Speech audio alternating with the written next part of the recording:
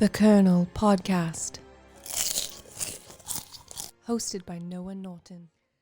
Hello, everyone, and welcome to the Colonel News Podcast, your source for reliable entertainment and movie news. As always, I'm your fearless leader, your host, Noah Norton. I'd like to apologize for the fact that we've taken 3 weeks off, but I was on a spiritual journey as part of my ongoing relationship with the Church of Scientology. And to those tabloid newspapers that are running those allegations against me, they're even sexier than they seem. All right, so print that. But let's get into the show.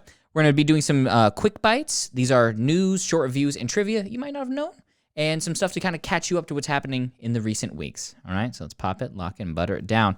Getting started, following the news that Warner Brothers will be moving their 2021 slate to HBO Max, Christopher God King Nolan has publicly disowned Warner Brothers and begun a series of heists, each more daring than the next, to steal back the props that he used in the movies he made for them. The first heist began at 2:30 a.m. on Monday. A security guard was lured away from their position when they heard a wah sound in the distance. A man then approached, approximately Nolan's height and build, in a Bane mask. The security guard asked him what he was doing in the premises. The man replied, "Fire rises," and then struck the security guard with a Polaroid photo camera used in the filming of Memento. The man then made off with the entire collection that the archive had on the Dark Knight series and left behind a single calling card, a spinning top from the movie Inception. Apparently, he chose to steal back the Dark Knight trilogy props first because he has used them in his subsequent heists, using the fear toxin to steal back the drowning takes from The Prestige, and using the grapple gun to get the rotating hallway from Inception. It seems like he's on some sort of crusade, and maybe even more interesting than the heist he's committing is Warner Brothers' response. Warner Brothers, in response to this, has hired legendary filmmaker David Fincher, responsible for Zodiac and Seven, to get inside of the mind of Nolan and try to predict what his next target might be. Nolan, if you can hear me, don't stop. Fight the good fight. Keep going, all right? We are in the Colonel Podcast. We're behind you. If you need more hands on deck, I'll give my life for you, Nolan. Or at least a significant amount of jail time. Xenu praise you, Nolan. Moving on. Disney Investors Day. Did anyone catch this? It was kind of interesting to see they were doing some Marvel announcements and Star Wars stuff. Probably the biggest announcement that came out of that is Disney announced that they will be buying all major studios. That could shake up the industry a little bit, right?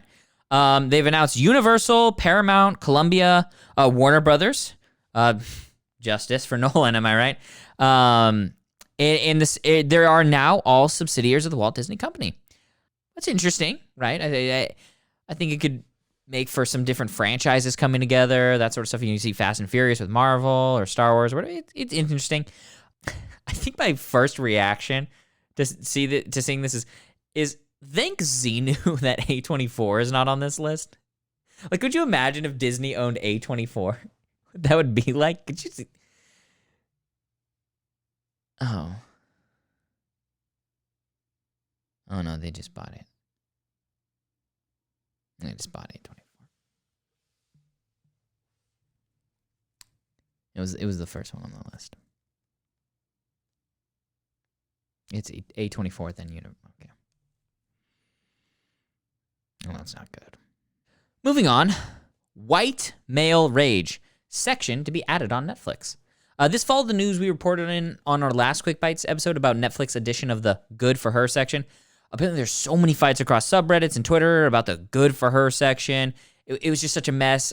Look, I may have even gotten involved on one of my 10 fake Reddit accounts that I use to attack people online.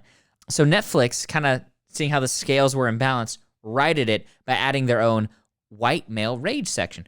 This is interesting. If you don't know what a white male rage film is, it's when the white male protagonist rages out at some point in the film, or possibly the entire film. Some examples are Joker, my personal favorite, Unhinged, The Shining, American Psycho, A Clockwork Orange. As I'm saying it, are these all not masterpieces? Maybe there's something there. I think Netflix's library just got a little bit better, you know? So, yeah, that's exciting to see what they ended up doing with that. Moving on, Charli and Dixie D'Amelio are in some hot water. Again, if you don't know, video had surfaced of them yelling at their personal chef, Jon Favreau, over some dino nuggets. Dixie D'Amelio pretending to gag, and Charli claiming that these dino nuggets are as cold and as heartless as the Lion King reboot. Well, apparently they invited him back on in a show of goodwill, to bring him back on the show. But then he cooked them one of his favorite casseroles that he does on his own Netflix show where he cooks with other celebrities. And they didn't like it. They really went into him. They said this casserole is as disappointing as Iron Man 2 was to the cinema-going audience. They then began to ream him on his overuse of CGI, saying that the cheese on this casserole is as inauthentic as your computer-generated images in the Jungle Book. It got real nasty there for a while. Jon Favreau was moved to tears, and Dixie made a comment, rightly might I add, that that's the most emotion she's felt in any of his past films. I gotta say, this is a tough blow for Jon Favreau. I want to let you know, I personally am a fan. They do make some good points in here, and I think that's the problem a lot of people are having with this video, is while it's so hard to see the Oscar-nominated director in this distress, the argument is very salient, and it is relevant. Dixie and Charli, of course, big cinephiles, and kind of have their finger on the pulse of the cinematic community. So this is tough, and it's a tough break. It's a bad look on both of them, really. It is. On John's cooking ability and on Charli and Dixie D'Amelio for being so rightly rude. All right, our final story today. The production of Hes All That, the 2021 Addison Rae film, hit a little snag when their generators failed on set. So if you don't know, they're actually having to shoot this little hush-hush moonlight because with COVID regulations and considering the harsh regulations that Hollywood just has in general right now, they actually didn't have any generators on set. But this is an inspiring story because they actually ended up diverting the power from a local children's hospital. Taking the generators from that hospital, they were able to power the entire set and shoot at least 7 scenes before the generators failed. Isn't that incredible? What a story of the little guy. This little guy facing this unrelenting, horrible burden, and then powering through these regulations and coming out with a brighter side. Isn't that an amazing story? Isn't that crazy?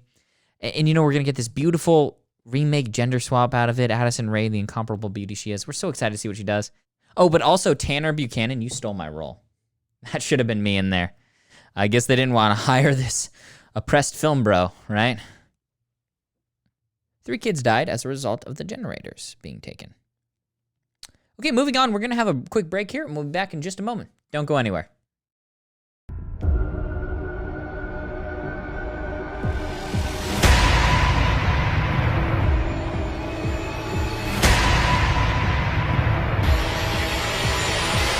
Try to understand it.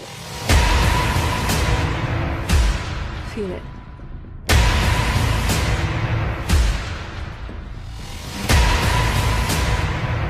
This is where our worlds collide.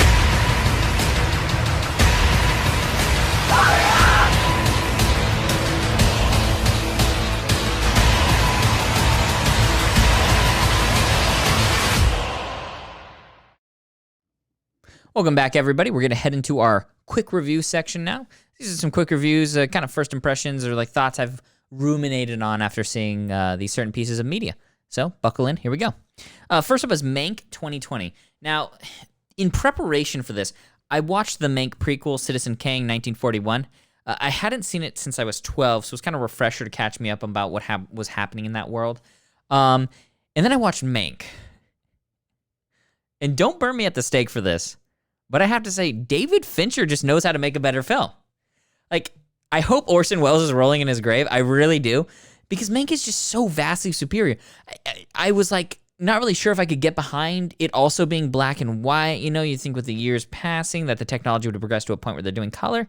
But David Fincher just knocked it out of the park. I mean, it's the Citizen Kane of Citizen Kane movies is Mank. Isn't that? It's funny to say, but yeah, it's fantastic. Fight Club is still better, though. Let's just be real. Fight Club, 1999, Fincher's still best film. If you haven't seen it yet, why the heck are you watching this? You should be watching Fight Club. All right. Moving on. Queen's Gambit, the Netflix miniseries. Have you seen Queen's Gambit? How good is it? So addicting. I was watched the first episode. I couldn't get enough of it. And I think that what it did so well, world building. It really hooked me into that world. I just, once I got in there, I didn't want to leave.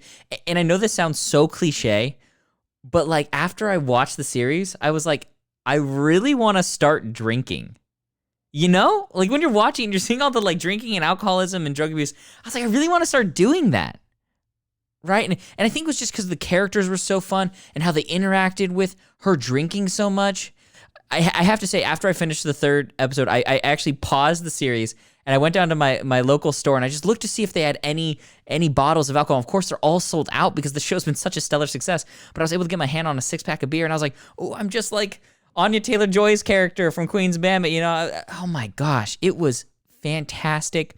The only downside to it was really the chess. That stuff was boring as hell. That's stupid. Chess? That's lame. But the drinking. I know I couldn't do it professionally, and I wouldn't be a grandmaster, but I think I'm going to start and just like start doing it with friends and stuff and just see what happens. I don't know. Chess was so lame though. Okay, moving on. Mandalorian Season 2 episodes 4 through 7. Grogu? Grogu. Grogu. Grogu. Grogu? What? What are you doing, Mandalorian? His name is Yoda Jr. Why are you calling him Grogu? What are you Groguing? This is crazy. You know what? And the weird thing is, the second they named this adorable little ball Grogu, the second they named him here, I'm starting to think this isn't the greatest show ever. Because then, like, I'm looking at this thing, I'm like, oh, there's Baby Yoda. And then I'm like, no, its freaking name is Grogu. I'm like, that's just stupid. It's not airtight.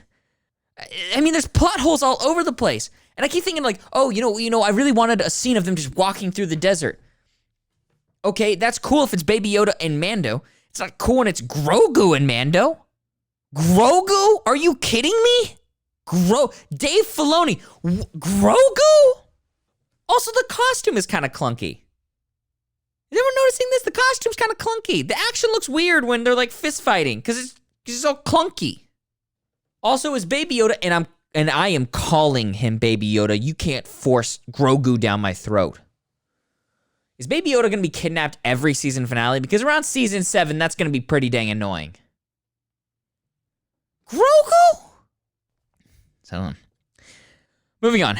The Crown season 4. Now, just for context, I haven't seen any of the other seasons, but the actress who played Princess Diana looked pretty hot in the trailer, so I had to watch the season. In another side note, I'm really not aware of any of the royal family lore. Like, I don't really know the history of how those relationships connect. And again, I haven't watched any seasons, so I'm not going to ever know. And I'm an American, so the idea of a monarchy is pretty silly to me because I'm born free. But I got to say, watching this, I just loved Diana so much in this season. You know, she was so warm and bubbly, such a genuine person in this world that I'm understanding is kind of like a lot of subterfuge and kind of like deceptive. She was just so warm and beautiful, and I thought that was really cool. I really can't wait to see what they do with her character in the next season. Now, I'm not familiar with anything, so don't comment spoilers down below. But I'm really excited to see what it is, and I hope that they reward her. I hope they reward her character with like a really like fitting, happy fairy tale ending. I hope she's in this, like the show longer than that. Because you know with these contracts, sometimes in like Netflix, they like to do like short runs with their characters. I'd like to see her kind of stretch out and be more like a 6-7 season deal. You know, let's see what she's like in her later years. You know, because she's so warm and bubbly in this youth. What's she like when she's older? You know, is she gonna rule with the same grace that she has at the age that she's at? So, yeah, I'm really excited to see what she ends up doing. All right, moving on to our Did You Know section. So if you don't know, this is a deep dive in film knowledge that won't be found on IMDb. So, did you know? For Star Wars Episode 9, Rise of Skywalker 2019, writers Chris Terrio and J.J. Abrams used the website Reddit for inspiration during the entire writing process. Whenever they were stuck on a scene, they would turn to r/Star Wars to see what the fans would want. This even continued while they were shooting the film. On set, they had a designated computer that was only used for browsing the Star Wars subreddit for inspiration. Sources say that the majority of the time, actors were given pages of Reddit comment threads in lieu of an actual screenplay. And I think that gives some explanation to how the film turned out. Pretty okay. All right. As always, I'm Noah Norton.